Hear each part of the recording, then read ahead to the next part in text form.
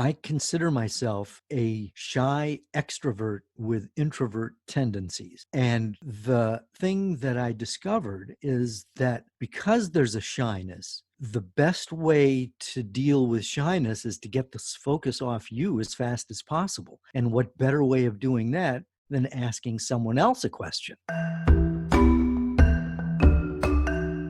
Hello, and welcome to the Creative Mindset Podcast. I'm your host, Isolde Trachtenberg. In the show, my guests and I explore how we can use creativity to do our best work and live our best lives. I talk with authors, musicians, actors, scientists, and others who are all pushing the envelope to live fully, creatively, and authentically. Listen in to get the scoop on how you can do it too.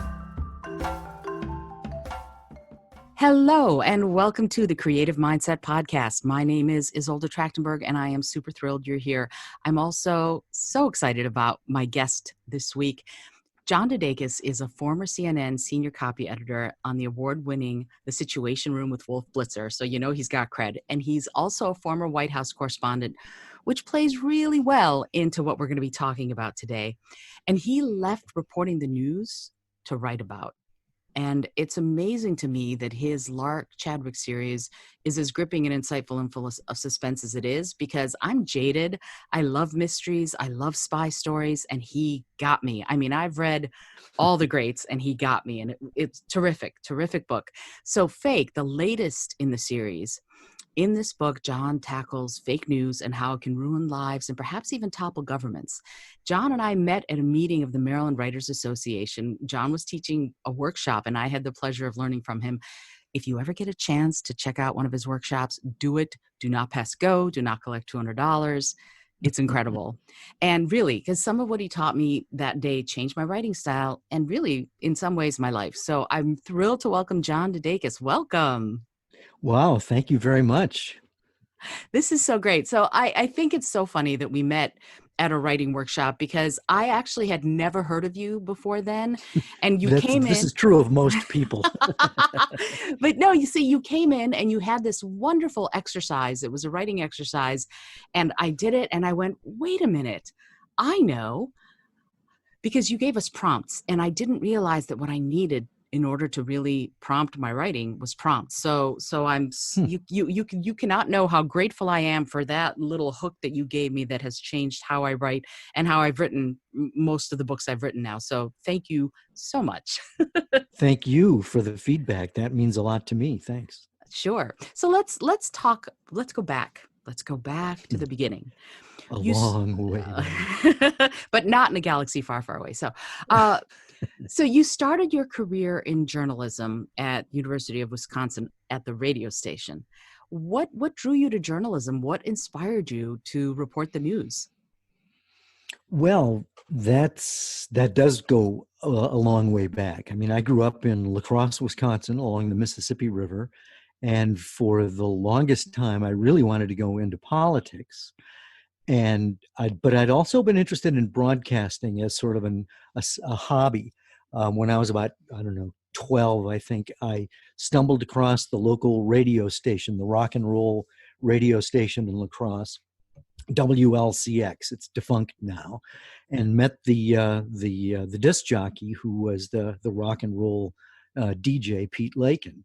And he invited me into the studio, and I got my first look behind the scenes at a radio station. And it was this dumpy shack in the middle of a swamp along the La Crosse River.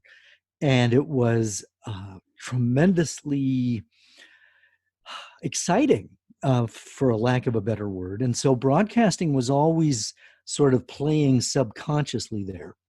And I was a disc jockey at school for the mixers and stuff like that. But, politics was really what I was interested in. And for the longest time, the plan was to get into politics, but go into law with my dad. My dad was a lawyer, and then I was going to use law as a stepping stone into politics. And when I went to the University of Wisconsin in Madison in 1968, that was when the Vietnam War was a big deal. It was in all the papers.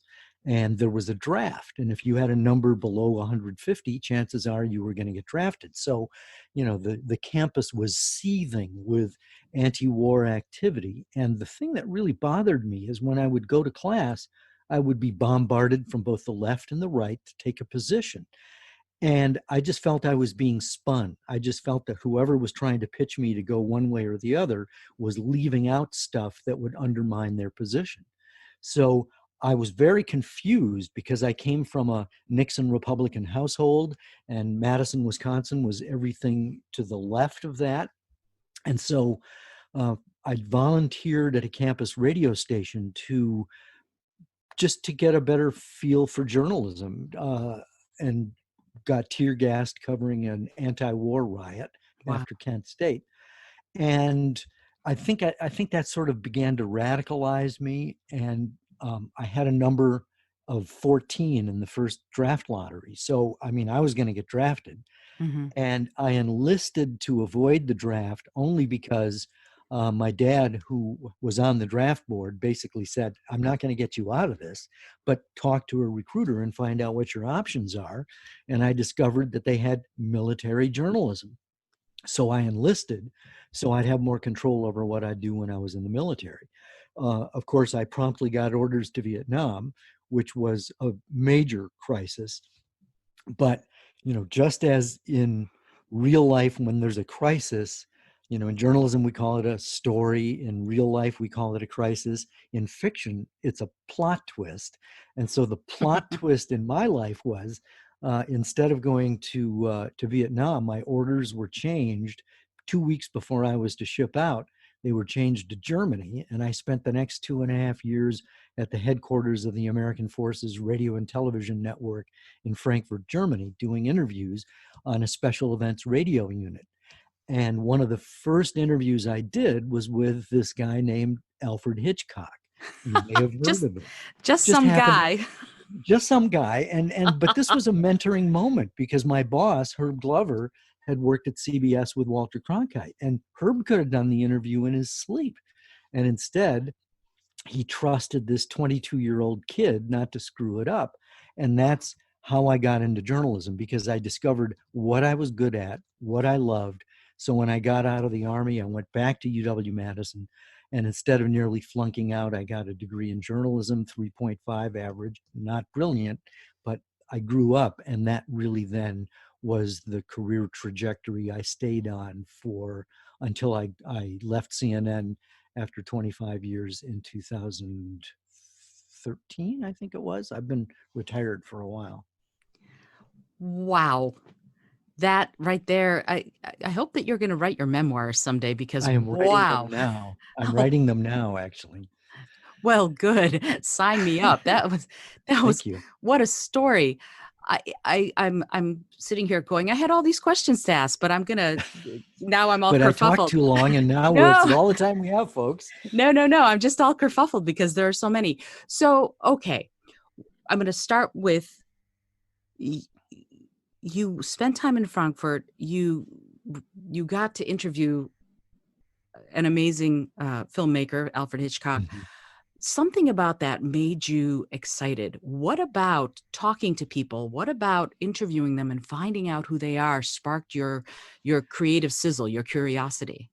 And well, that's a really insightful question. And I don't think I've put it into words quite like this before, but something that you said sort of crystallized just now, because I consider myself a shy extrovert with introvert tendencies.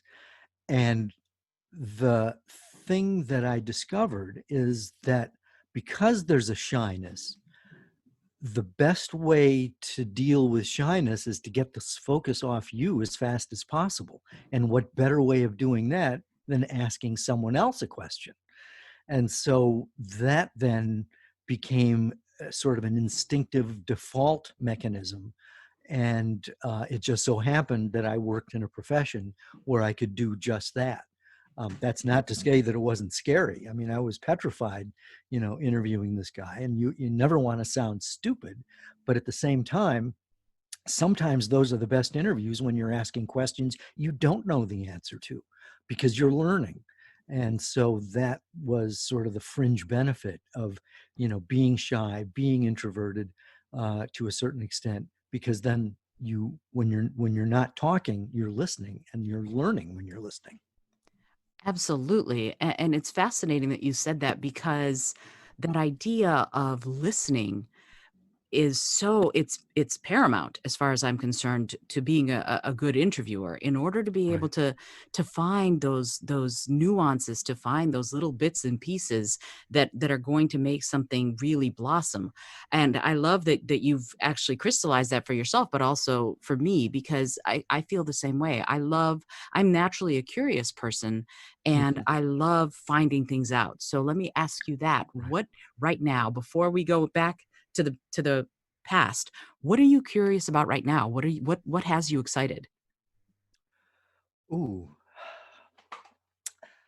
I don't know if I can answer that question. You're putting me on the spot, ma'am. Yes, I am. Uh, I mean, you already, to a certain extent, before we went on, you were on the receiving end of my curiosity because I was asking you questions about podcasting, because that's something I'm entertaining and starting to get into. So I suppose that's something that's on my mind now, and I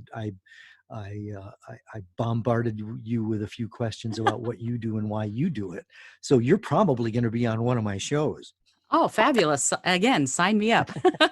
Okay. And it's funny because this is such a fascinating way to communicate. It reminds me of some of the radio that went on in the 30s and 40s, where this is the Hmm. kind of thing that happened. You did interviews like this because Hmm. that's what the technology would allow. But now Hmm. I think we're getting back to this one-on-one conversation that allows us to Hmm. really explore some deep topics. And when you were doing that kind of work, that kind of interviewing work, when you were at CNN, when you were a White House correspondent, talk to me about what was it like when you started, and what has changed between then and now? Like how we process news, how we report it. What is your thought on that? Well, journalism has definitely evolved, and most of its evolution has happened because of technology and Hmm. technological advances. So when I first got into the business, there were no cell phones, there was no internet. It was basically you and a microphone, Hmm. maybe a tape recorder, probably definitely a notebook. And then when I got into television, it was film.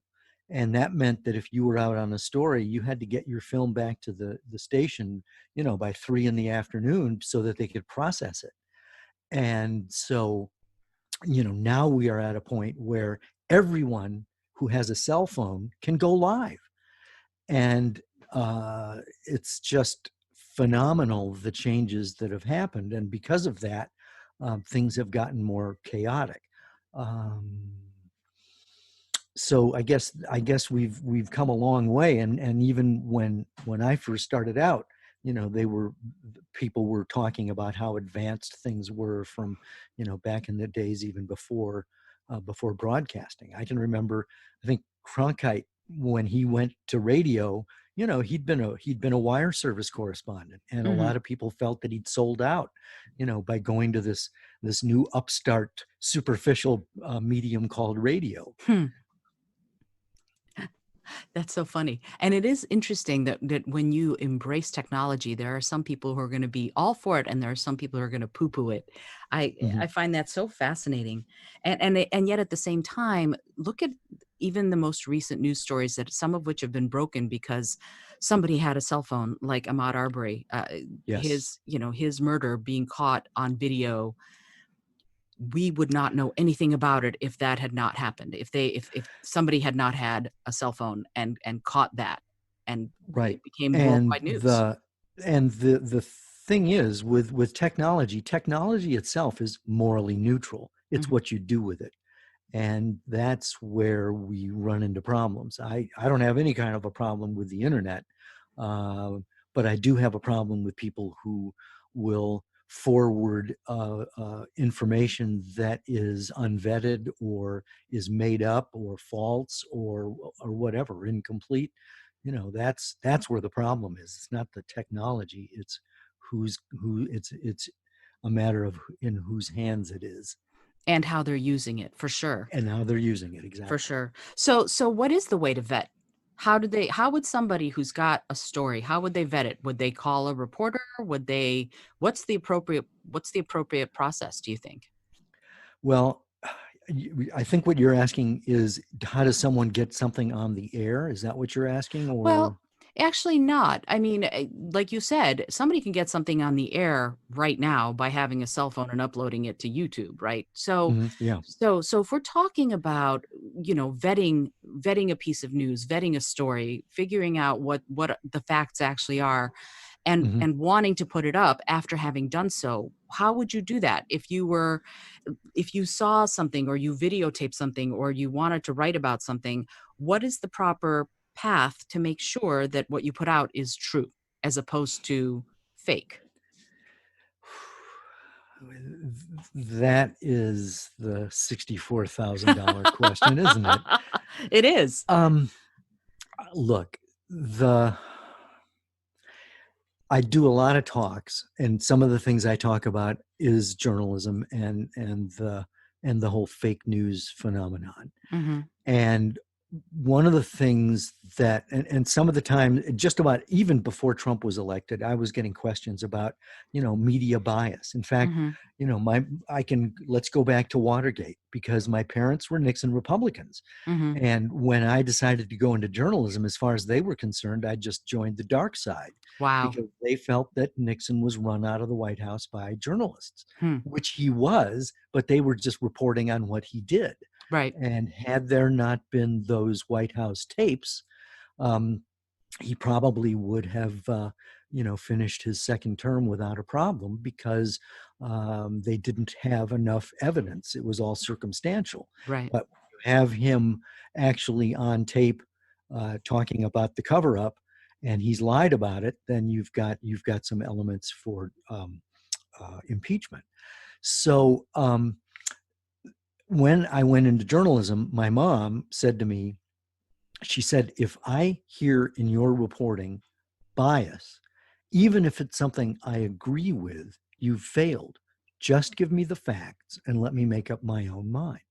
And so that's really the axiom that I tried to follow in my journalism career. Mhm.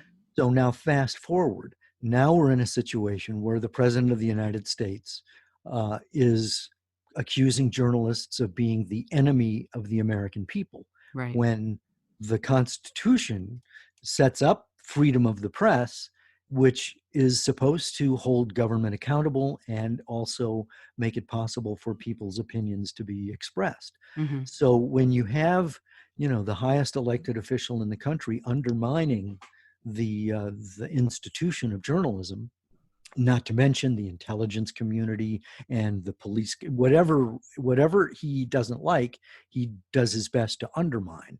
Right. And there are plenty of people now who don't trust Fauci. They don't trust journalism. They only trust, the guy with the loudest voice. And so we're now in a position where it's much more difficult to discern what's Mhm. fake and what's real, which is something I try to address in my novel. But it really, I think, Isolde, comes back to trustworthy um, organs of journalism. Um, and there are still trustworthy news organizations, Mhm. at least trustworthy to me, and that's the problem. Not everybody agrees with me or the sources I consider to be reliable. Right. But the point, I'll make this one point and then I'll shut up. Um, my point when I talk to organizations and groups is, the point I make is, if you're really concerned about fake news, then you really need to look at yourself and your own social media hygiene. Uh, because when you hit post or send, you are a publisher. You have just published something. But There's no editor sitting there saying, where'd you get this? How do you know it's true? Which is what happens at the New York Times or the Washington Post or the Associated Press. You wouldn't believe how difficult it is to get a story in print because there's editorial oversight that challenges a reporter to make sure that they are being fair and accurate. And, some Yahoo sitting at home hitting send about Hillary's emails or, whatever, there's nobody saying, where'd you get that? I was speaking somewhere in Southern Virginia, and someone was going off on me about fake news. And I remember asking her, "Where do you get your news?" She said, "I get it from Breitbart." And Oh boy. my jaw dropped. And she said, "Well, I've got to have my opinion reinforced." And I said, "Actually, no. You need to have your opinion informed, and then you can, go wherever you want. But, where do you get just the facts, ma'am, reliable information upon which you can then form an opinion?" I feel strongly about this. Sorry to filibuster. No, no, no. Do not ever apologize. I am right. I'm walking that path with you. And I'm so glad that you answered as you did, because I feel like this is such an important topic, and it's so easy to get polarized on one side or another. And having Mhm. the cool, calm, collected voice of John DeDakis going, actually, you know, My heart rate is about, I don't know, 120 right now, Isolde. yeah, but that's not what you sounded like. No, here's Oh, the thing. Here's the important part to me of what you said. You said you didn't say that it has to be what you believe. You said mhm, get the facts. You said mhm, make your opinion an informed opinion, an educated opinion. That mhm, is crucial, I think. And I asked you mhm. the question to begin with because it is something that I think is so important, and I think you obviously have a lot of knowledge about how to answer it, and you answered it exactly as I would have liked. You said find the facts. Yeah, That's how you thank do you. it. You have to find the facts. And Mhm, I'm so grateful that you said that, because I think one of the things that's happening to journalists now is that people are on the attack on one side or the other, mhm. and it doesn't really matter at this point what the journalist says. Somebody's going to say they're wrong regardless of whether or not they have the facts to back up what they're saying. Right. Mhm. So I'm very grateful that you answered as you did, because it's exactly I agree with it anyway, and I think probably other people will as well. But But not everyone. but no, and you know what? But you know what? People can change. Sure. People can change. And I was a hardcore fiscally conservative Republican when I was growing up, Mhm, and boy, am I not one now. So, mm, and I don't make any apologies about it. I'm my political leanings. If you follow me on social media, you know exactly what they are. So I'm not worried about it. But at the same time, I still want the facts. I still want mm, to be able to trust what I'm mhm, reading. And so often mhm. I end up having to double check and triple check somebody else's source Yeah. because I don't trust Yeah. that they did. So Right. thank you. Thank you Thank for you. saying that. Oh no, absolutely. So let me I we could talk about this till the cows come home. It's true. And I don't like using animal metaphors, so sorry, cows. Um, but let's switch gears if you don't mind. You made the Sure. switch between journalism and into fiction. Mhm. How did you do that? How did that transition go? And what made you decide it was time? Well, I was working at CNN as a writer. This would have been in probably 88 or 89. And I'd been a White House correspondent, but I wasn't able to make that transition to being a correspondent at CNN. And so writing, is a noble profession, and it paid pretty well. So I was doing that. And and I was working weekends, I think, nights and weekends.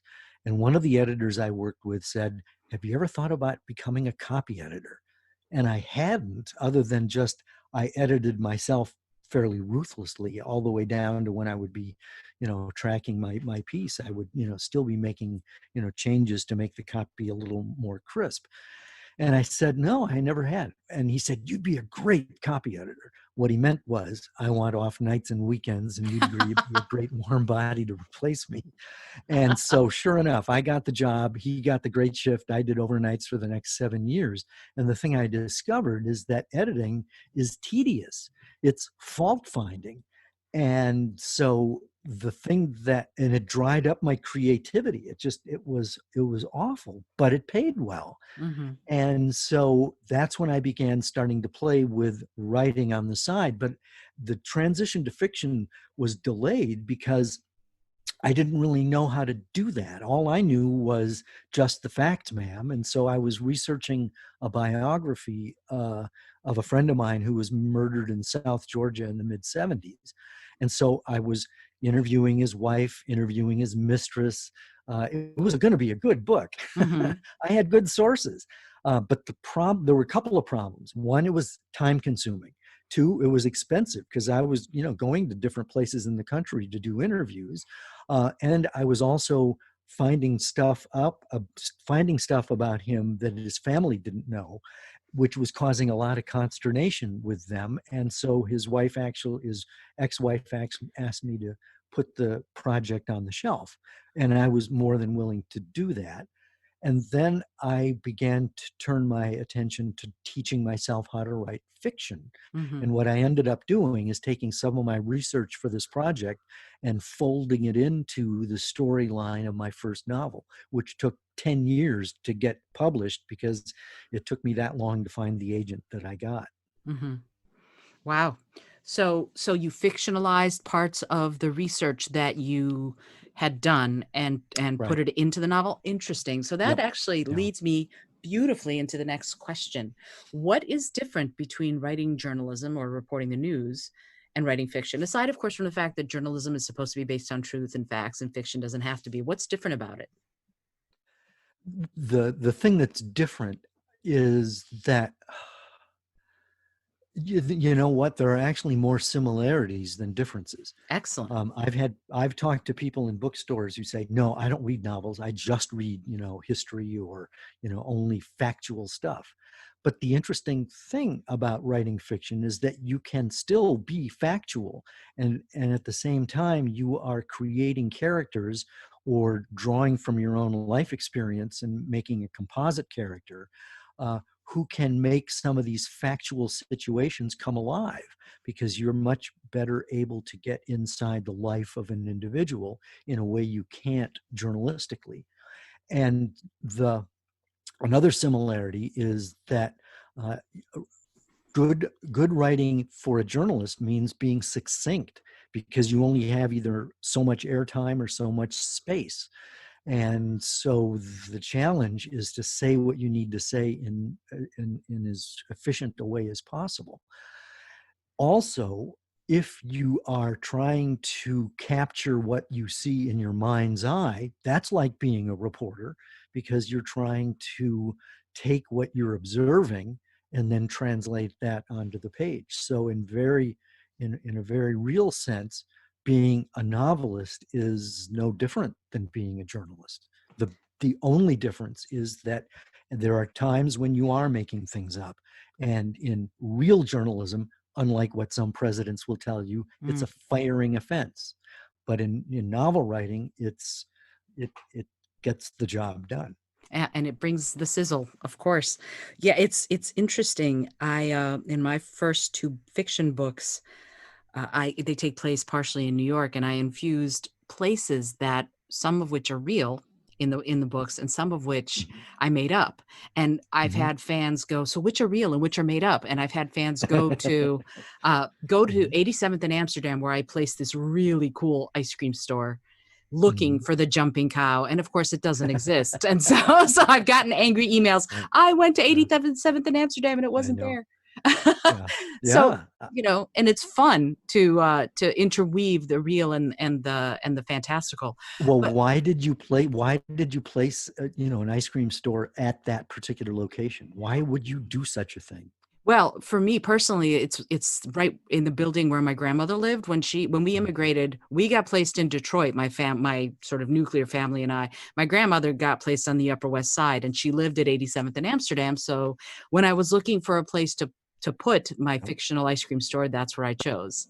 You So write what you know. You write what you exactly. know. Absolutely. Yeah. And I think that, and we're going to get into that more too. But I want to ask you, because I want to talk to you about how you've related being a White House correspondent to now Lark in your mystery series, being a White House correspondent. But before we get there, I want to ask you, because I'm a mystery dork, I love mysteries. What drew you to write this kind of, it's almost like a hybrid between a mystery and a suspense thriller? What makes them an exciting topic for you? What made you decide this is what you were going to write about? Well, I stumbled onto it because one of the things I teach in my writing classes is one of the classes I teach is how to write a novel. And I basically look at the process from 30,000 feet up so that you can see all of the moving parts. And one of the moving parts is to know what your genre is. And that's important when it comes time to finding an agent and finding a reader and all that kind of stuff. And the thing that I discovered, and of course a lot of my teaching comes out of the mistakes I made and the things I learned when I taught myself, um, for the longest time, I mean, my first novel, Fast Track, went through 14 major revisions, Hmm. and the agent I have is like the 39th agent I queried.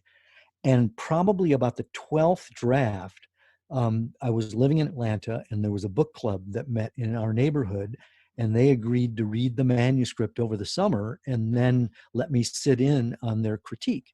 And I write as a woman, which is another question you may want to go to. It's the next So, question, in fact. okay. So, there are 25 women who are taking my novel apart while I'm sitting there listening, which was very instructive, very intimidating. And the thing I noticed is that I had three subplots that I didn't need. And by extracting them from the manuscript, it went from a 150,000 word mishmash to a 75,000 word mystery suspense novel. So I didn't know my genre until I got that kind of really helpful feedback from the Princeton Lakes book club, and that's when I discovered what my genre was, way down the pike. So I stumbled into it. That wasn't the kind of stuff I read. Interesting. So fascinating. And it is interesting how it takes sometimes somebody else to go, well, wait a minute, what did you mean here? Or wait, why is Mhm, this even mhm. here? For you to Right. go, maybe it doesn't need to be. I have a number of beta readers for my work, and I'm so Mhm. grateful that they're willing to read my my drafts and tell me Oh what man, I'm doing wrong and what I'm doing potentially right. It's they're so golden. wonderful. They're golden. They Yeah. really are. They absolutely are. So yeah, it's funny that you talked about Lark being a woman and you writing a woman. It's, you chose to do this, to write as a young, a beautiful, attractive, flawed, Yeah. intelligent, firecracker of a woman. How did you arrive at her as your main character? What made you decide to write her, and also her the way you wrote her? Well, thank you for saying what you're saying about Lark. I feel very close to her. The the the way it came about, I stumbled into it when at the very beginning, when I was thinking of starting to write fiction, someone suggested that I should write in a way that stretches who I am. Never been a woman, at least not in this life. So I gave it a try. And I discovered that it was accessible to me. And the reason that it was accessible is that I discovered that emotions aren't gender specific. We Hmm. all have the exact same emotions: fear, anger, joy, whatever. It's just that in my experience, it's the women who are much more willing to express their emotions. They're much more articulate about their emotions, and the women in my life are more emotionally nuanced. They have a palette of emotions to draw from when they do express themselves. And so, and then it also helped to have women as my beta readers, because I was at CNN for 25 years. So that's 25 years worth of young women in their early to mid 20s, interns, new hires, who would tell me their stories about their boyfriends, their careers, their families. And I would, because I'm a shy person, I'm listening to their stories and internalizing them. Hmm. And so in many ways, Lark is informed by that. But I'll say one more quick thing, because that's the superficial reason. There's Hmm. actually a much more in-depth reason. Um, and I didn't find that out until many years later. One of the things I teach about in my writing classes is being able to plumb your subconscious when Hmm. you write. and not try to write to be fancy, but to try to write to find out what's really going on in your own life. And so, um, and so Lark is in many ways informed by my subconscious. But here's the interesting thing. My son went missing about 11 years ago. 22 years old. He'd been a cook at a high-end restaurant in the DC area, and he just went missing, didn't come home one night. And that was out of character for him. And Mm-hmm. he was missing for a week. And long story short, he was found dead in my car about a block and a half away from where we lived in Washington. And it was an accidental heroin overdose. Oh. So I had to identify his body at the morgue, and I met a representative there from the Went Center for Loss and Healing, where I ended up going to grief counseling for probably 2.5 years. And my grief counselor, Adrienne Kraft, is a woman and wanted to know, why do you write as a woman? So I told her what I just told you, the superficial reason. 2.5 years later, after I left grief counseling, the Went Center asked me to give a speech at a banquet as a fundraiser, at a fundraiser. Mm-hmm. And as I was writing my talk, I realized that the deeper reason that I write as a woman is that I'm trying to create the kind of person I wish my sister had allowed herself to become, because she killed herself in 1980. She was brilliant. She could have been a surgeon, a concert pianist, and her boyfriend at the time said, "What would it look like, a football coach married to a surgeon?"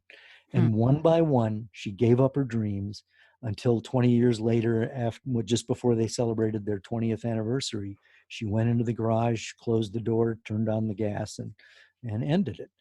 And so that's the first chapter of Fast Track, which was a Mm-hmm. catharsis. And the thing that I was realizing as I was writing this speech is that a lot of the women I was meeting at CNN and talking to about their lives, they were the antithesis of my sister, because they didn't let a guy define who they were. They still had shortcomings. But they weren't victims. And so that is the kind of character I created. It's not even really a glorified version of my sister. It's sort of me with a skirt on. But in a sense, channeling a lot of these really smart, wise women who I've been blessed to know in my life and still do in many cases. And so when they became my beta readers, then that helped to make sure that Lark's voice was authentic. Wow. First, I am so sorry for so much grief and so much loss in your own life. That's incredible that you are able to, in some ways, process and infuse Lark and these books with so much of your own story, but in a really powerful way. Lark is not a shrinking violet. She's a strong woman. And I love that about her. Thank you. I do. Is this why she's had so much grief? I mean, she's had a in the series, we see her life unfold. We see, Mm. her many things have gone wrong for her. I don't want to give away any plot points, but is that why? Can you talk about what made you choose to have her such a troubled past and even present? I mean, life isn't easy for her, for sure. Boy, that's a question I'll probably need to be processing in my journal tomorrow. I don't know that. I mean, one of my beta readers said, "Now you can't have her, having more of these troubles." But as a writer, you have to you throw the kitchen sink at your character, and I don't think I really started out to give Lark such a challenging life. You do. I mean, I do try to draw from my own experience, and there certainly has been grief and loss. But I mean, we all have grief and loss. So I mean, I don't think I'm unique in that sense. Um, and I think it's safe to say Lark has certainly experienced a lot more grief and loss than I have, and many people have. But we're already coming up on the sixth book, so it's an accumulation of stuff that she's got to fight, that most people would buckle under, I think.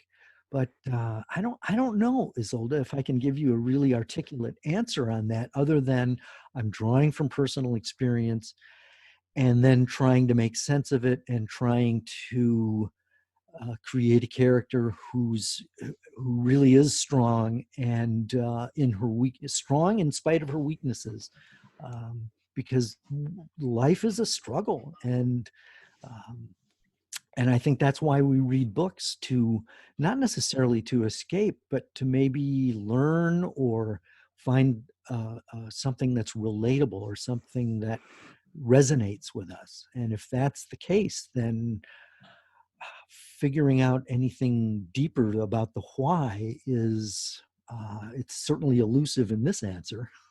It actually isn't elusive. I understand what you're saying exactly, that sometimes we don't have to have the conscious answers, but there are threads that we can grab onto and go, I wonder where this leads me. And it Mhm. sounds like in some ways Lark informs your subconscious, and then of course your subconscious informs Yeah. her. So, Hmm. and I think that's a great answer, and it made a lot of sense to me. And it Good. is Thank you. interesting. It is interesting. Oh, absolutely. It is interesting to me, though, that in reading the books, what happens to Lark, and this is something I'd love for you to talk about, if you would. Other people tell her how strong she is, but she doesn't seem to believe it. And I would Hmm. love to know, what's that about? Like, she doesn't credit herself with how far she's come. Like, what's going on with her, that when somebody says to her, "Wow, you're really strong," her immediate answer seems to be either "No, I'm not," or "I don't feel strong," or something like that. What makes her this way, do you think? I think it's because of the conversations that I've had with women in my life who I Hmm. consider to be strong. And when I point that out to them, they say the exact same thing. They say, well, no, I don't feel I am. And this also goes to what I've discovered as a writing teacher. I'll give you one example. Hmm. Um, I was teaching at the University of Wisconsin in Madison at the Right by the Lake program, and I'm going to be doing it again this June, but online. But last year I was teaching it. It was a week-long class, so we had 3 hours in the morning, so people had a chance to read some of their stuff, and then I'd teach a little bit and build on what we were doing. So on Monday, the woman to my left, I'll call her Miss Amazing, read something and it was brilliant. I mean, it was fabulous. I can't write like that. And the woman on my right, had just gotten out of the army. She was, and I think she was a master sergeant in the army or something like that. She kept calling me sir, and I kept saying, if you keep doing that, I'm going to have you drop and give me 20 push-ups. And one of the things I said after Miss Amazing read is I said, look, it's very tempting to compare yourself as a writer with something, that you think that you can't do. And that's really the point I'm making in this story about Lark's inferiority, is that I think writers in general, and not just writers, I think people in general, we compare ourselves to each other, and we feel that we fall short. So on Tuesday, when Miss Amazing read again, I gave the same pep talk. Don't compare yourself. You be you, because you're here because you feel you've got something to say. The sergeant said, I'm going to read on Thursday. Okay, that's a moral victory. I'll be fine with that. On Wednesday, Miss Amazing read again, and the sergeant said, I'm going to read now. And she read out loud what she had written, and Miss Amazing cried. Everybody else gave her an ovation, and I dropped and gave her, well, not 20 push-ups, but 4 push-ups, because what she'd written was way different in style than Miss Amazing had done, but it was effective. Hmm. And that's really the point of it. And here's the kicker. She told me afterwards, she said, I've been coming to this conference for 4 years in a row, and I've never read out loud before. So Wow. the point I'm making is that I think, as human beings, have a tendency to compare ourselves to other people and feel that we're falling short. And all too often, we give up before we've even had a chance to find out what we're made of. Absolutely. And I can't agree more. And one of the things I tell my clients too is, if you're not going to tell your story, who's going to tell it for you? Hmm. That's the ultimate, that's the one sentence sort of encapsulation of everything I feel about what you just said. We all have a story to tell, and no one's going to tell your story unless you're the one who stands up and tells it or writes it. Or, or if they do tell it, they'll get it wrong. Yeah, and that brings us back to that whole fact checking thing. Our Right. conversation is a spiral. I love it. So let's talk a little bit further, if you don't mind, about the books as a series. They're all standalone, although I recommend people read them all because you do get more information. You do get more about Lark. You do get more about the stories and the people in her life if you read the whole series. But how do you work that process? How do you lay out the timeline and the plots? Is everything in your head already, or do you sort of let inspiration strike you as you begin each new chapter in Lark's life? Well, I didn't even start out to write a series, to be honest. I think I Hmm. just wanted to write and get a book published. And so I stumbled into the series because by the time I finished the first novel, I had some ideas for subsequent ones. Hmm. And this is actually not a bad idea because often an agent will say, well, what else are you working on? Hmm. And because it's a business and they don't want to just represent a one hit wonder, they're interested in longevity. Um, the other thing is that I don't just crank them out. I've got some friends who are under contract to turn out a book every 9 months. To Hmm. me, that would be like writing with a gun at your head. And so that then gives me the luxury of having things percolate. Hmm. And so in fact, I was on my walk today because I'm in procrastination mode on book 6. I've been playing with it, but I haven't really gotten to the point where I'm writing the first draft because I don't have the bigger story that I need to attach it to. Hmm. And so I came up with a couple of ideas that might work that might be related to the coronavirus. I'm not sure if I'm even going to use that in the story or not, but it's almost impossible to ignore right now.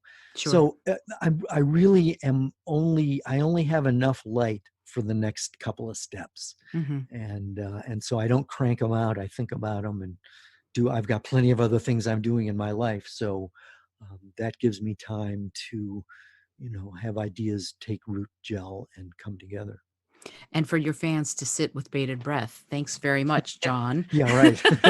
I definitely left. I ended fake with some loose ends that definitely need to be, if not tied up, at least woven into the next story. Right. Well, addressed. We'll call it addressed. They need to be addressed.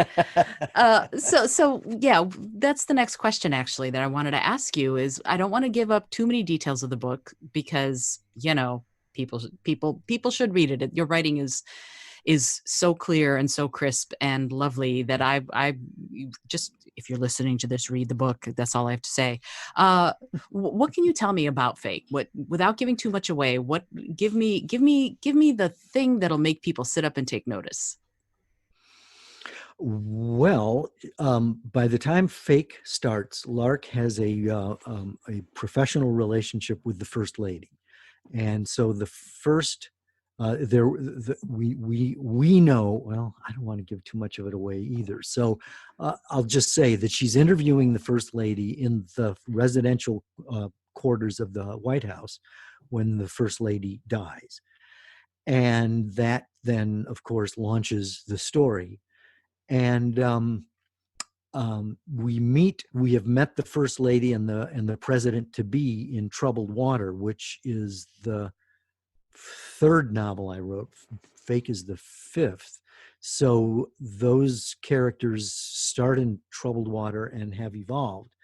And Fake, I started writing right after Trump was elected. Hmm.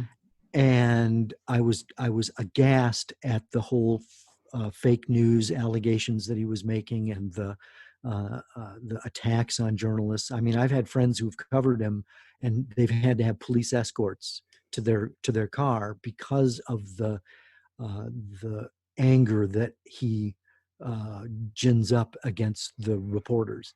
Amazing. And so I'm really troubled by that. But I did not set out to write an anti-Trump screed, because truth is not on one side or the other. And so the story I wanted to tell and which I really try to tell in all my novels, is to give people a glimpse behind the scenes as to how journalism really operates. Mm-hmm. And, to a certain extent, it's like watching the sausage made, because it ain't pretty. And, if you are a person who does believe that the news media has got problems, well, you'll find them in there. And that's true. I mean, I can't tell you how many arguments I've either witnessed or been involved in newsrooms when we argue about what's the news and how we're going to cover it. So, so that's what I try to do.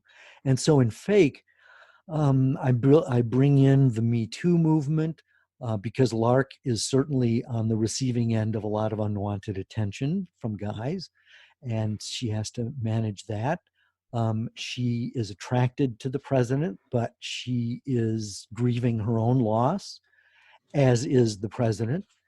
And if you don't mind, I would like to read you just a 2-minute snippet, if you don't mind, to give I you a sense of this. I'd love Okay? that. That would be great. Yes, please. Thank you. There are actually a couple of different ones that I can do, but the ones that I usually read in public give people a sense of what it's like to be a journalist or on the receiving end of stuff. So the scene I want to read takes place about 2/3 of the book, 2/3 of the way into the story. By this time, we know that Lark is the subject of a fake news story that's out there, and it's an allegation that she's had an affair with the president.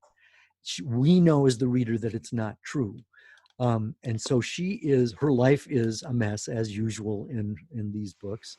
And so she's been sitting at a sidewalk cafe in DC called Bread and Chocolate. It's not named in the book, but it's by Chevy Chase Circle near where I used to live. And so she's been journaling just like a fiend, which is the way I sort things out. And that's the way Lark is doing it too. When she gets done, she's packing up, she realizes that there's a guy who's been watching her, and they strike up a conversation. And he's the kind of guy that she'd be interested in, but she's just not in the market at the moment. But he's been trying to pick her up, and we pick up the scene a little bit into it after they've been talking. And he says to her, "I just figured it out," he said, his face brightening. "What's that?" "You're what's her name, the president's girlfriend." Now I was intrigued. "What gives you that impression?" "Well, it's all over the internet." He dug into his pocket, extracted his cell phone, and did some serious scrolling. "Here it is." He thrust his phone toward me so I could see the picture of Gannon, the president, with his hand on my shoulder. "You're Lark Chadwick, Miss Fake News herself," he said proudly. "So glad to have made your day." I stood. "Me too. Say, is he any good in bed?" "I think we're through here, Jake." "Hell, we're just getting started." His expression darkened and hardened. "Why do you liberal media types hate this country so much?" "You don't even know me, Jake." "Oh, I know your type. While I'm getting shot at in Afghanistan, you're banging the president, as his wife is dying, no less." I should have walked away.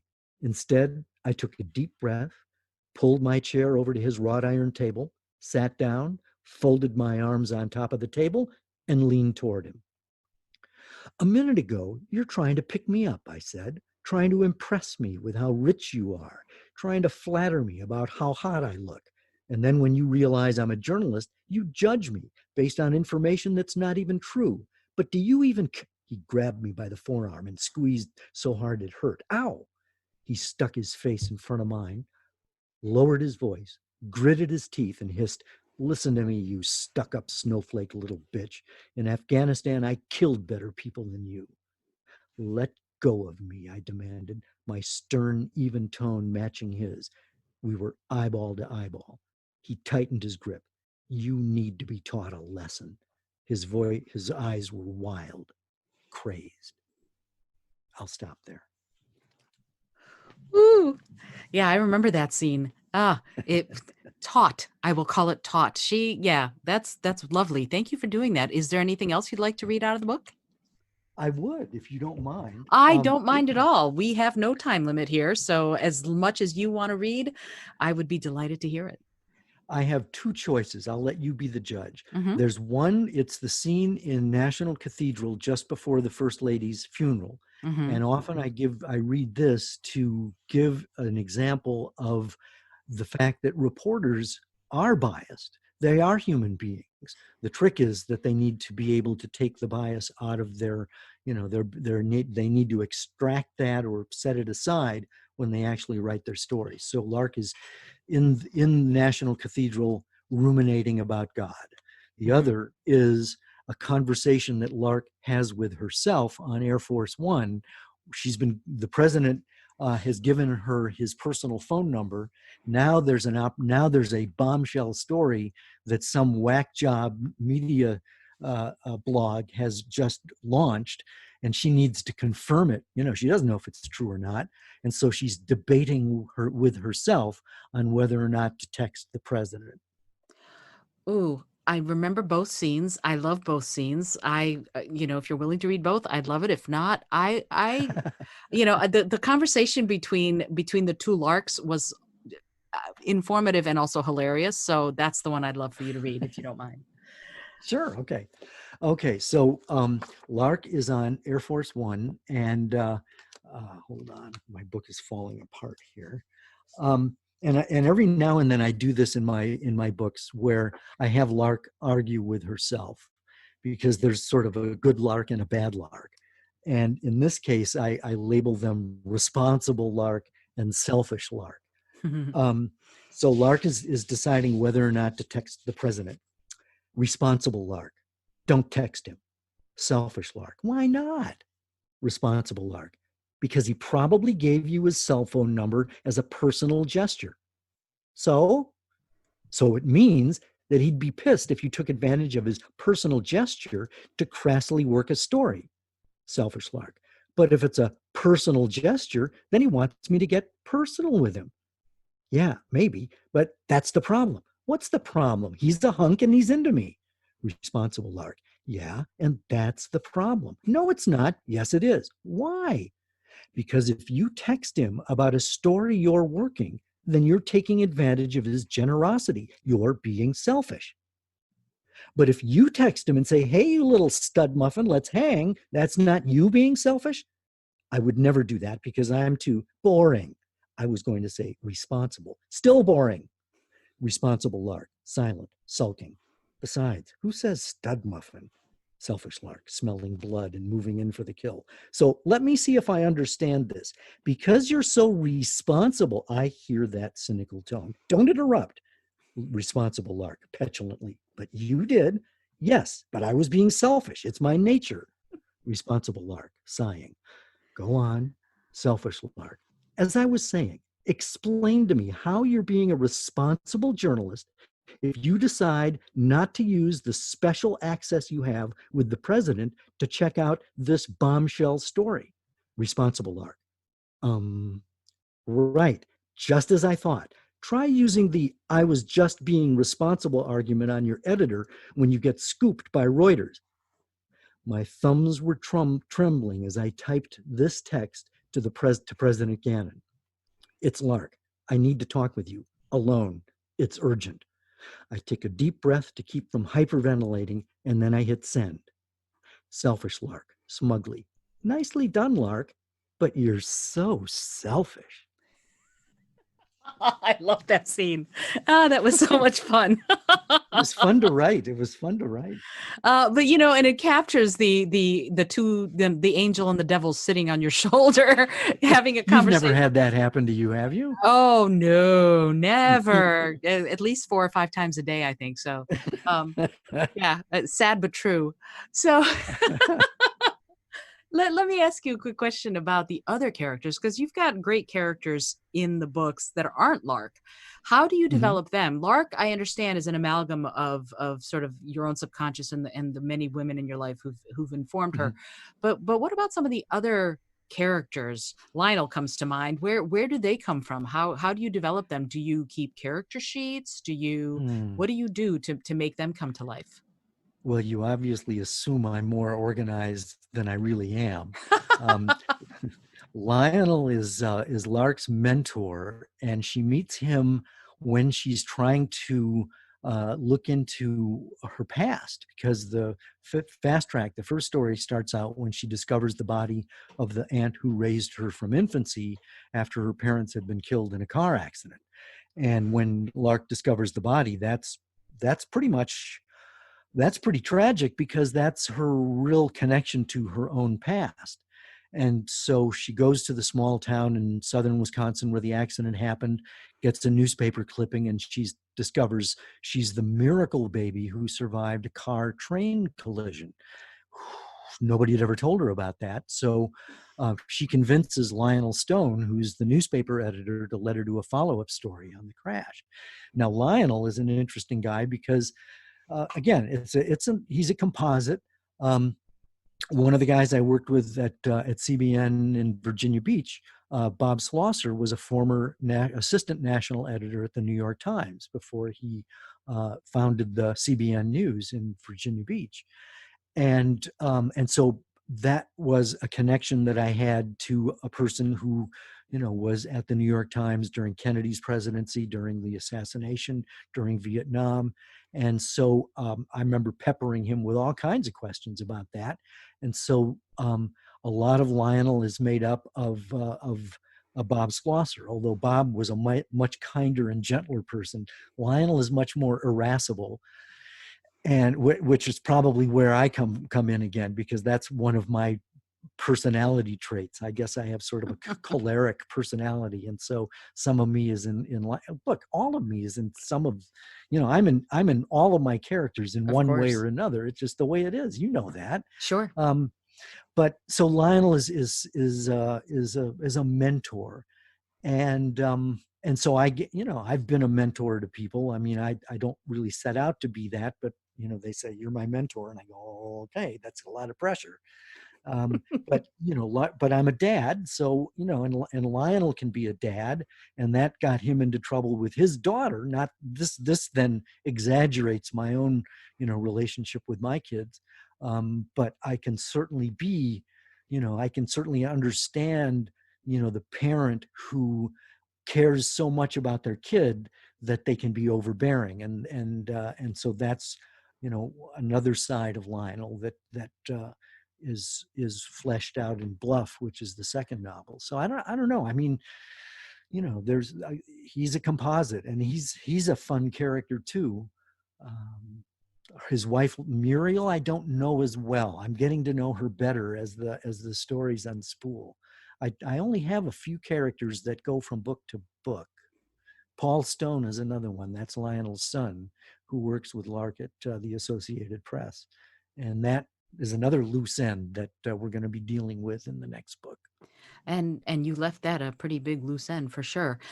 Yeah, and it is interesting to me to hear you talk about Lionel and Muriel in the way you just did, because throughout the books, we get to see Lionel. Lionel may keep things hidden, but I think he's probably gotten to the point in his life where he's like, I don't have to hide a thing. Whereas Yep. Muriel is more circumspect, Mm-hmm.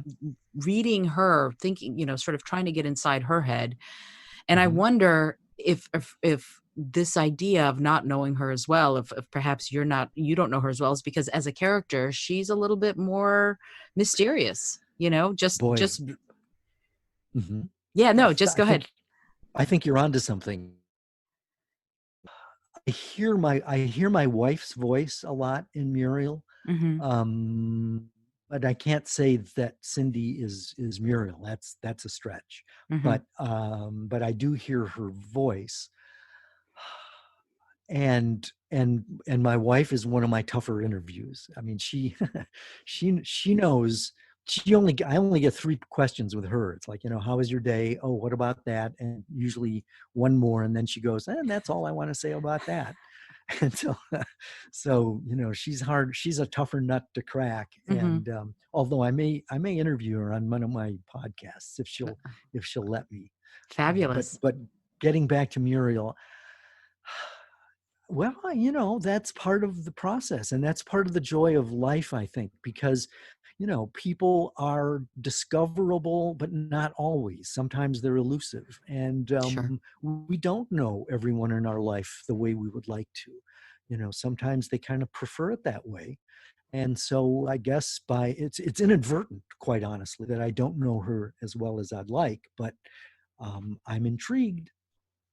And if there are going to be more Lark Chadwick books, I imagine Muriel and Lionel are going to play a role in those books. So we may get to know her better as you get to know her better, which I think is great. Thank you. So let's shift gears a little bit, if you don't mind. You've been giving us these tantalizing bits and pieces of the fact that you are a teacher and that you do writing workshops and things like that. And I can attest you're a fantastic teacher. I said that up front. Thank you. So oh, my pleasure. And because of that, I feel like I can, sing your praises from the rooftops. But I want to ask you, uh, what what is it that you're trying to teach, and how do you go about teaching people when you have a workshop called Novice to Novelist, which I think is a phenomenal name. Uh, but it means, hey, you're a rank beginner. You might be afraid to put words down on a page, and from there, we're going to get you to writing a novel or far on the way. How do you start? How do you get your students to start opening up that part of themselves? Because that can be the first sentence is one of the toughest, and Hmm. I often tell the people I work with to help them learn how to write, don't start with the first sentence, start in the Hmm. middle somewhere else. What do you do to help them open themselves up to start writing?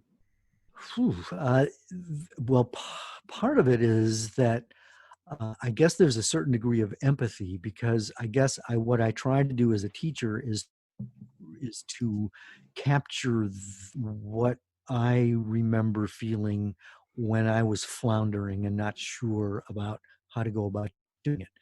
And so I've been able to identify the different elements that are involved in becoming a novelist.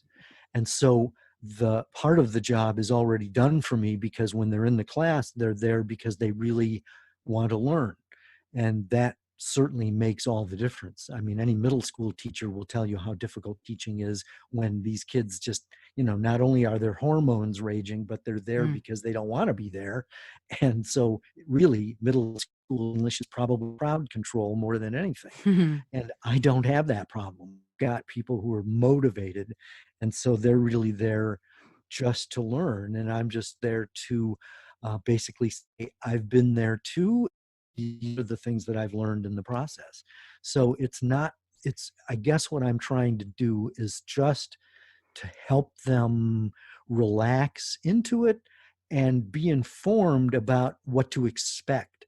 Because I think a lot of times in my experience, people will you'll wake up from a dream or you'll get out of the shower and it's like this idea has just fallen whole into your lap and you have this writing enthusiasm and you write white hot for maybe 50 pages and you're just trucking along and you're gonna write the great American novel until you get to about page 50 and then you realize there are a lot more moving parts than you anticipated. You're overwhelmed, you hit the wall, and you put it away in discouragement, thinking you have no business being a writer because obviously you can't finish. And so the one of the things that I try to do is encourage people to just do the prep work, do the spade work. If you've got an idea, start playing with it and exploring it before you start writing prematurely. And the inner barometer is when you can't really, when you've gotten to know your characters and you've sketched out your plot and you have an idea of where it's going to end. That's the time to write. So you're sort of like at the horse at the Kentucky Derby, waiting for the bell to go off and the doors to spring open so that you can race down the track. That's when it's time to write, as opposed to just feeling like, I think I've got this story I want to tell.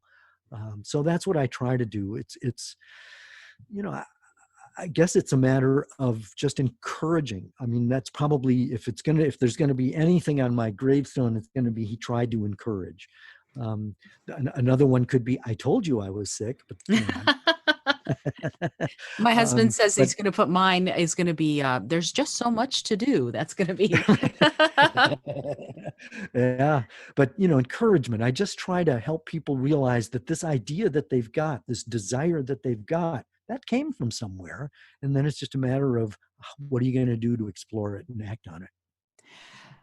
See, now that's the thing. It's that what you just that last sentence, what are you going to do to explore it and act on it is Mm, so it's so telling because I know lots of people who have ideas. Oh, I've mhm. got this great and I've had people, I don't know if this has happened to you. I've had people say, "I've got this great idea for a book. Let me tell it to you and you can write it." And I'm like, Yeah. Oh, I've yeah. write, Yeah. I'm writing my own books. Uh Right.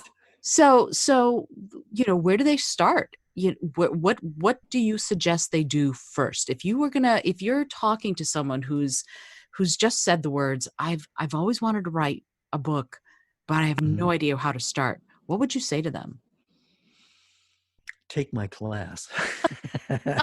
No, I think that, Absolutely. well, look, I think if you've got an idea, start exploring it. And there are several ways you can go about doing it. And probably one of them will be right for you.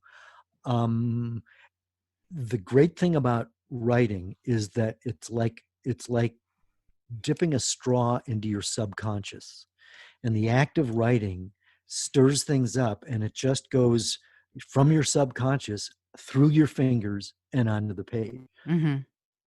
And so just start exploring that.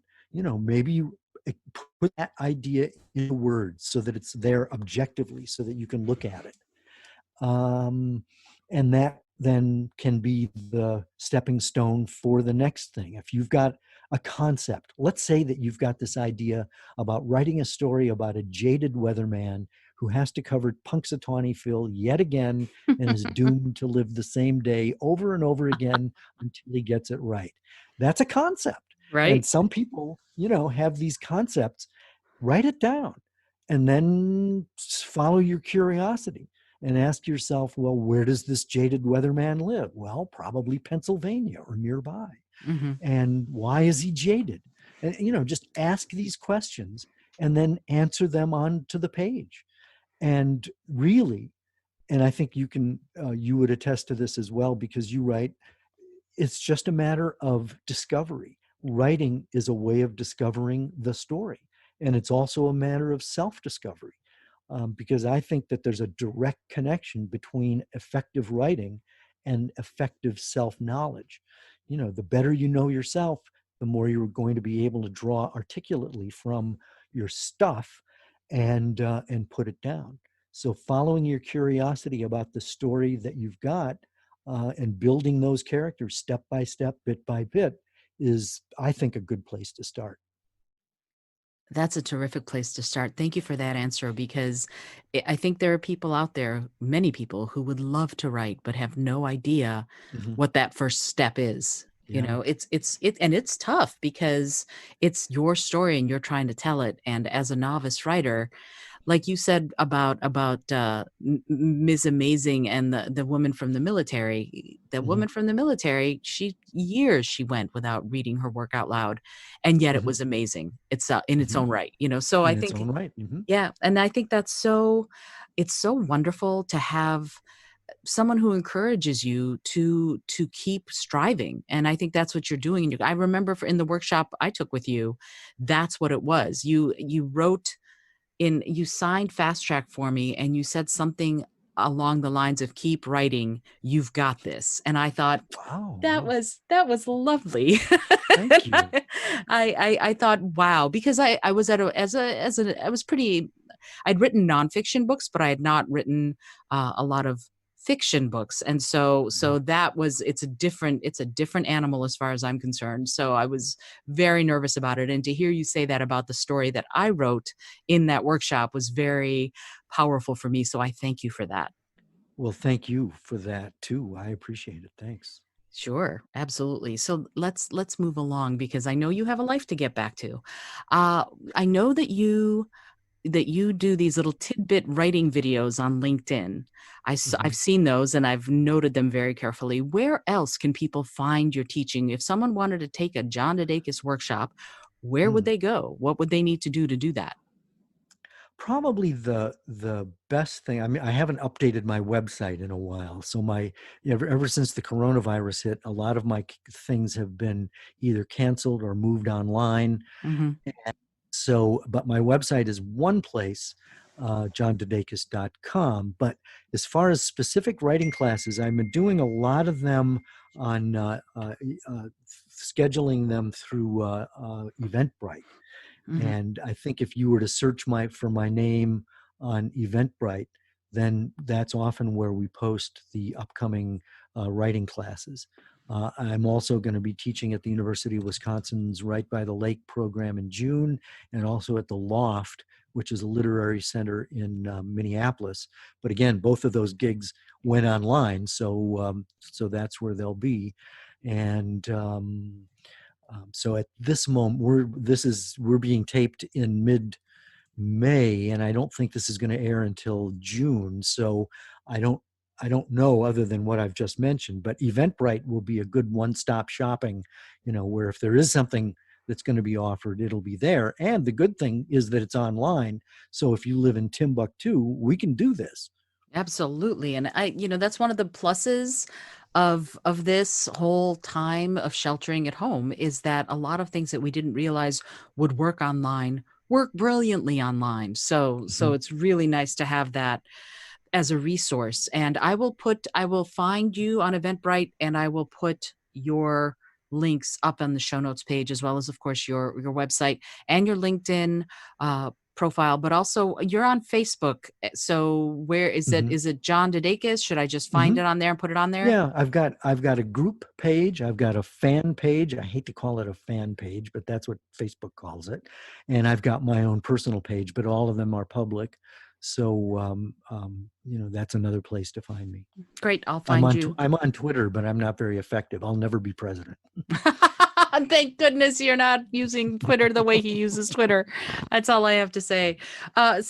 I just have a couple of more questions, and I keep saying that. I've said that for the last half hour. Talk to me about your nascent podcast. You sprung it on me right before we started recording. What's that all about? One to one with John DeDakis. Talk to me about that. What prompted it, and what are you going to do with it? Well, I've been thinking about it for a long time, and I've been interviewed on a lot of, what is it, Blog Talk Radio, and this interview right now, and I've been interviewed a lot, but I'm also comfortable asking a lot of questions. I love to talk to people, but instinctively I've just been feeling that it's a time suck for me to start launching a podcast because I edit people's manuscripts, I'm doing these teaching things, oh by the way I write. So it's been on the back burner for a long time, but I came across something called StreamYard, and it's basically you just go right to air. You do it live. Mhm. And my friend Brianna Bowling in southern Maryland, I met her at a writing workshop I led, and she invited me to be on her podcast, and we were talking about the technology of it. And so I actually interviewed her uh, as and I did it live. I mean, I was going to tape it, and she, why do you want to tape it? I said, well, I don't know, because I don't want to screw up on live. I don't want to screw up in front of everybody. And she said, well, that's not a big deal. I mean, one of the things we talked about was being an entrepreneur, and one of the main attributes and needed for an entrepreneur is fearlessness. Mhm. And so, I am with my self doubt, and she's going, stop it. So we just did it live, and it seemed to go okay. And that was the first one yesterday. She's very articulate, very interesting. But now I've got some ideas for other guests, and it's not official yet, although our interview is out there. But I'm thinking of calling it One to One with John DeDakis, and then each episode would be one to one with Isolde Trachtenberg, and Yay. different people. I mean, I know a lot of people who are interesting, Mhm. and so when you say nascent, it is so nascent it almost isn't. So so you're helping me to think it through, and to give me that added encouragement to give it a try. Oh, I think you should. I think it would be really Thank you. fun to get your take on things. And you are a skilled interviewer, so you would really bring out valuable information from the people who were guests on your show. And Thank just so you know, again, no affiliate money from this, but Podbean, which is where my podcast is hosted, you can do live interviews also. I didn't mention that when we were Ah, chatting about it before, so you can. Okay, well, that's awesome. I would love, I would be proud to be on the show if you invite me. And also, I'm really glad you're I have just invited you. and I have just accepted. Look at us Oh, go. good. So so let me ask you. You said that you ruminate a lot for writing, and you don't hold yourself to a particular schedule. Do you Mhm. structure your writing at all when you are writing? Do you have a routine? And if so, what is it? I do, but I really try to stay away from being legalistic because I think that that can be a straitjacket. So I try to be, to a certain extent, flexible and nimble. I find that I'm most effective writing earlier in the morning. I mean, I journal like a fiend, and that's pretty much the first thing I do when I get up, which, since I'm retired, I can get up whenever I want. And since I worked overnights at CNN for so long, my body is bludgeoned into submission. So I Hmm. only need about 5 hours of sleep at a time. So, Hmm. I can often, wake up early and, whatever fiction writing I'm doing, I'm best doing it in the morning. And, if I can get an hour in, that's fine. If I get 2 hours in, that's inadvertent, but great. If I get 5 hours in, it just means that I'm in a panic and I'm in a deadline and it's got to get done. But more often than not, I'm in procrastination mode, which means then I'm thinking about it, but I'm not necessarily writing. And I think that's also important for a wannabe writer to keep in mind, because if you're ruminating, you're writing. That's part of the process. And you might be an automaton who can write 1,000 words a day, but how do you feel about yourself when you only do 800 or 200 or zero? And so I'm just realistic about who I am and how I approach it. So creative writing is best for me in the morning. And then in the afternoon, I'm dealing more with marketing and emails and editing people's manuscripts and teaching myself how to play jazz drums and all that kind of stuff. Wait. Time out. Did you just say jazz drums? Yeah, I did. Ooh, okay. Tell me more, please. Well, look, this goes back to being shy. All right. When I was in high school, no, actually, when I was in junior high, you may have heard this group called the Beatles. Oh, I've Um, heard of them. Yeah. you've Hmm. you've heard of them. I heard they broke up. I've heard they've broken up. But back then, they were all the rage, and so I taught myself how to play drums by listening to Beatle records Hmm. and Ringo Starr. But my sister, who was 8 years older than I, played first chair clarinet in the band, and so I inherited her clarinet, but I did not inherit her skill. So consequently, in spite of the fact that I wanted to play drums, I was stuck playing clarinet, and I was too shy to let my desires be known. I probably could have learned how to play the drums and done a pretty good job at it back in the 60s when it really would have made a difference. So fast forward to about 1996, right? Um, my wife said, "What should we get Dad for Father's Day?" And my son James, who is now a professional drummer in Los Angeles, said, "Let's get him a set of drums," which of course is how James taught himself how to play drums. So um, I basically, played the tapes and stuff in the basement, and just it was, I didn't play in public. I was too shy. And then fast forward again, living in DC, James and I were at a jazz club in DC, and there was an open mic jam session. And I said to him, "James, are you going to play?" He says, "No." And I said, "Well, okay." I should have listened. So instead, I go swaggering up there and sit in. And, the first piece was a pretty basic 4/4 swing, medium swing. I did fine. And then a couple of horn players got up, and I found out later they just played a gig at the Kennedy Center. Look, you're in trouble where the next song you're playing and you're floundering so bad that the house drummer during the song says, I'll take over. So Oh, while the piece is still going on, we're trading sticks and I'm getting out of there so that, somebody who really knew what they were doing could do it. Because rock and roll drumming is just basically, you hit the bass, the snare drum on 2 and 4, and, you play straight eighth notes on the ride cymbal, and, you hit your bass drum a couple of times, and that's it.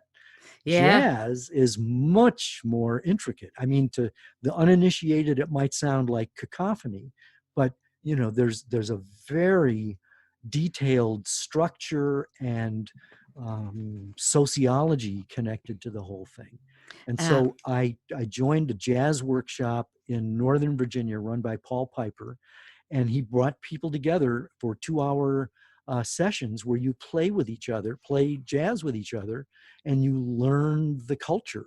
You learn about song forms. You learn about soloing, which is like playing. It's like failing all the time, but you learn by failing, and so. I learned what I didn't know, and so it's now going to be a lifelong lesson in, trying to get it right. well, and that's the thing about jazz is that it feels like there's a lot of give and take, but if you're in the pocket, you're always going to Hmm. find your way back to that one. You Oh, got in to the find the pocket. Do one. you play jazz? Are you a Oh, jazz aficionado? oh, I am. I am absolutely. I'm a jazz vocalist, and Really? Well, you've got a great yes. voice. You've Oh, got a thank you. wonderful voice.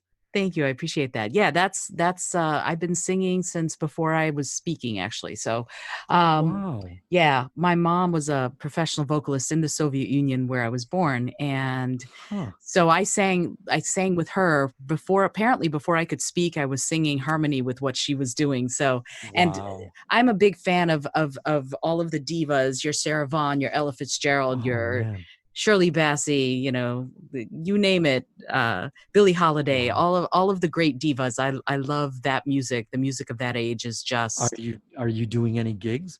I mean, right now, no, of course, because everything is Well, canceled. But before this. yeah, absolutely. And I am cognizant that this is supposed to be me interviewing you, however. Oh, we'll talk about this in our interview. No, but yeah, I play mostly on the college circuit, and I Mhm. do diversity shows. So I do music from all over the world where I include almost 20 languages. I sing in a bunch of languages, and I infuse it all with jazz as part of the show. So Wow, that's who when I knew? yeah, when I perform music, that's essentially what I do now. But to get Wow. back to you, because because otherwise, again, we're going to be here till 5 p.m. I wanted to ask you if you wouldn't mind sharing a couple of things. First of all, do you want to tease anything about the next book that you're going to put out? Maybe. Well, the look, I have when I after I finished Fake, I had 3 projects that were all basically at the developmental level. There was book 6 of the Lark Chadwick series that I was starting to play with. There was a literary novel that I wanted to write, but that's an entirely different genre, and it's very character driven, and language is critical in it. And so I just know I'm in over my depth, considering that. But I'm playing with that. And then there was a memoir, and I and so what I was doing in my writing time was spending time with each of those, sort of rotating through. And the one that took root, and the one that I'm working on now, is a memoir. Mm, And memoir is different than autobiography. hmm. It's autobiographical, but the autobiography is everything about your life, and I'm a nobody, so that's not going to sell. I I'm not would. an ex-president, so you need to, if you're a nobody who's going to write a memoir, you need to come up with something thematic. And Hmm. so the theme I'm working with, the working title is Pivot Points. Sometimes life doesn't turn out the way you expect. And so what I've been able to do is identify maybe, I don't know, 15 or 20 pivotal moments in my life that have brought me to where I am today. And so I've written about 70,000 words, and I'm only in 1988. So Wow. Yeah, it's a first draft, so it's going to need to be whittled. But I'm having fun with that, and it's a little daunting too. But I'm far enough along that I think I'll be able to whittle it into some sort of coherent whole. And I'm looking forward to it. That's going to be fantastic. I love the Thank title. you. It's wonderful. Thank you. Thank you. So I know a couple more questions. Sorry. You're good. Actually, I appreciate this. Thank you. I'm not sorry at all. Let me be honest. I Hmm. wanted to find out from you, who do you read? Who are you reading right now? Who are your favorite authors? Man, I wish I read more widely. I feel like I'm a remedial reader, and I know that whoever I mention, someone will say, well, oh, really? But when I first started getting interested in fiction, it was John Steinbeck. I read Grapes of Wrath in Mm, a not high school, a college American history class about the Dust Bowl. And so Grapes of Wrath made history come alive. Um, I like John Grisham. I like Stephen King. I've been reading William Kent Krieger, who's a novelist in Minnesota, and hmm I was judge a couple of years ago for the Edgar Awards, and I was getting like, I don't know, 10 books a day in the mail, and we had different teams who, we all got all of the books that were entered, but we only had to read certain ones. hmm And once we discovered the ones that were the top ones, then we read all of those. So whenever a book, and my wife reads voraciously, so whenever a book would come in, I'd go, here you go. And I would read as well. And after about the first 50 pages, you can kind of tell if it's going to go anywhere, because you already have a gold standard. And if it's not measuring up, you can't wait till page 200, because you gotta hook me. And I Right. think that's true of most readers. So Cindy read Kent's Ordinary Grace, and she said, this is the one. And as it turned out, that was the one, because everybody on our team came to the same conclusion. So Kent Krieger is a really good writer. I like Greg Iles. Um, he writes mystery suspense and very detail oriented. Um, I'm reading a lot of a nonfiction. I'm reading A Very Stable Genius that Phil Rucker co-wrote with the Mm-hmm. Washington Post. I'm reading The Loudest Voice in the Room, Gabriel Sherman's book about Roger Ailes, which I find very insightful. You get a much better holistic look at who Ailes was, especially growing up, and that helps me understand why he became the kind of person he became. I'm reading the book, it's called The Library Book, about the major fire that destroyed the Los Angeles Library in 1986. And that's part of our book club so I'm reading books that I normally wouldn't read. Mm-hmm. Um, so I wish I read more than I do. I'm reading obviously manuscripts that of books that haven't been published yet. So, I'm trying to help them whip them into shape. Um, I'd so say I don't that's know. Does that answer plenty. your question? Yeah, It's yeah, it funny. does.